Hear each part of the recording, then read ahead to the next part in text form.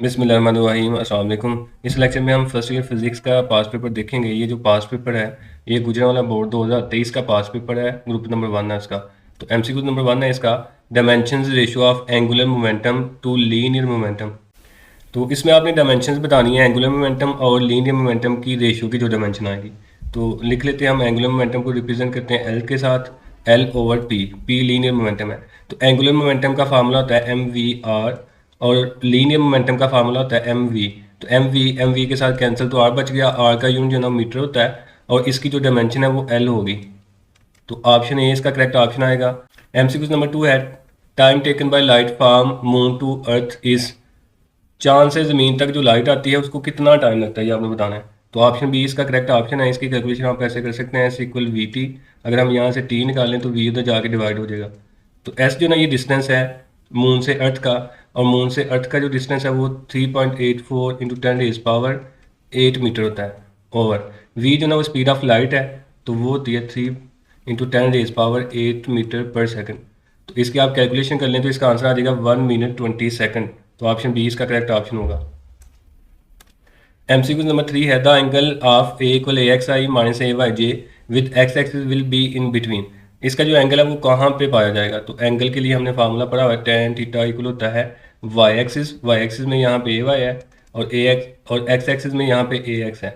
तो ये हमारे पास एंगल फाइंड करने का फार्मूला है। तो अब इसमें आप देख लें, साइन वाई के साथ नेगेटिव साइन आ रहा है और एक्स के साथ पॉजिटिव साइन आ रहा है। ये फोर्थ वाले क्वाड्रेंट में लाई करेंगे। तो जो फोर्थ वाला क्वाड्रेंट है उसमें एक्स पॉजिटिव और वाई नेगेटिव होता है, और फोर्थ वाले क्वाड्रेंट में जो एंगल है वो 270 से लेकर 360 तक होता है। तो ऑप्शन डी इसका करेक्ट ऑप्शन होगा। एमसीक्यू नंबर 4 है, A B sine theta into A B sine theta is, तो ये मल्टीप्लाई करके ए इंटू ए का स्क्वायर, बी इंटू बी का स्क्वायर और साइन स्क्वायर थीटा। तो ऑप्शन ए इसका करेक्ट ऑप्शन आएगा। Correct relation between height as and total time of light of a projectile is, तो प्रोजेक्टाइल की height और time के दरमियान में आपने रिलेशन जो है ना वो बनाना है। तो हाइट का फार्मूला है V I square sine square theta over 2 G, ये हाइट का फार्मूला है। और टाइम ऑफ लाइट का फार्मूला होता है 2 VI sine theta over G. तो यहाँ से VI साइन थीटा की वैल्यू हम निकाल लेंगे, वो यहाँ पे पुट कर देंगे तो हाइट और टाइम का रिलेशन बन जाएगा। तो जी यहाँ पे डिवाइड कर इधर आके मल्टीप्लाई कर लेगा, 2 मल्टीप्लाई कर इधर आके डिवाइड हो जाएगा, तो इधर बच गया VI साइन थीटा।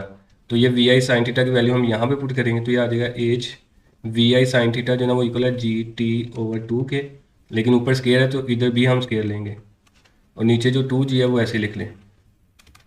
तो ये बन गया जी का स्केयर, टी का स्केयर ओवर का स्केयर लेंगे तो वो 4 आ जाएगा और नीचे 2G, ये ऐसे आ गया।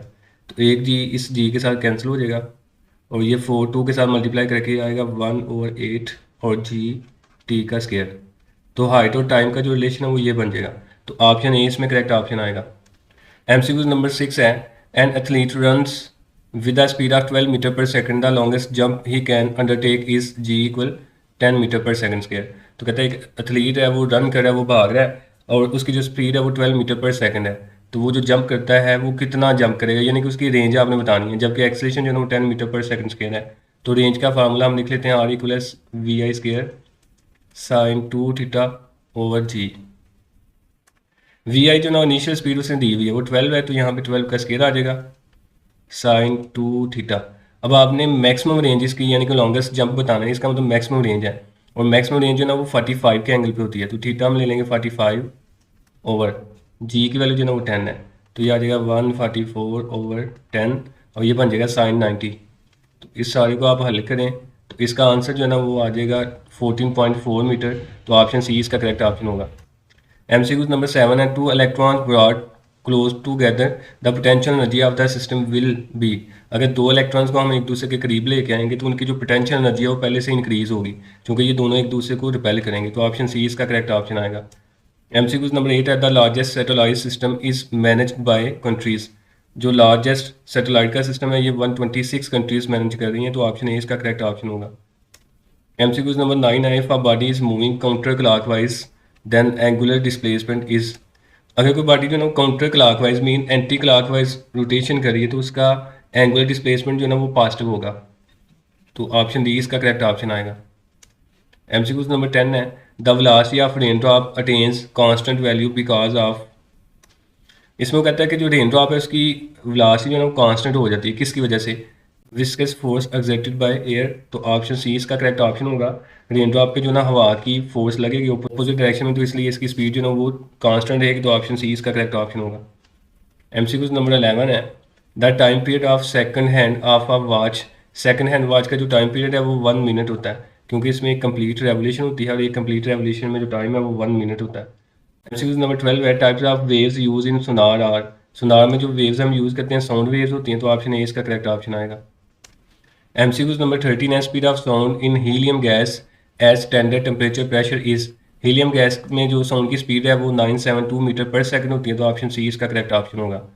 एमसीक्यूज नंबर 14 है, the fringe spacing increases if we use, fringe spacing जो है ना वो कैसे इंक्रीज होंगी, तो फार्मूला हमने पढ़ा हुआ है फ्रिंज स्पेसिंग का, del Y equal del lambda L over D. तो फ्रिंज स्पेसिंग यानी कि डेल वाई जो है ना वो लैम्डा के साथ डायरेक्ट रिलेशन बना रहा है, तो अगर हम वो लाइट यूज़ करेंगे जिसकी वेवलेंथ ज़्यादा है तो उसमें फ्रिंज स्पेसिंग भी ज़्यादा होंगी, तो रेड की वेवलेंथ सबसे ज़्यादा होती है, इसलिए ऑप्शन ए इसका करेक्ट ऑप्शन होगा।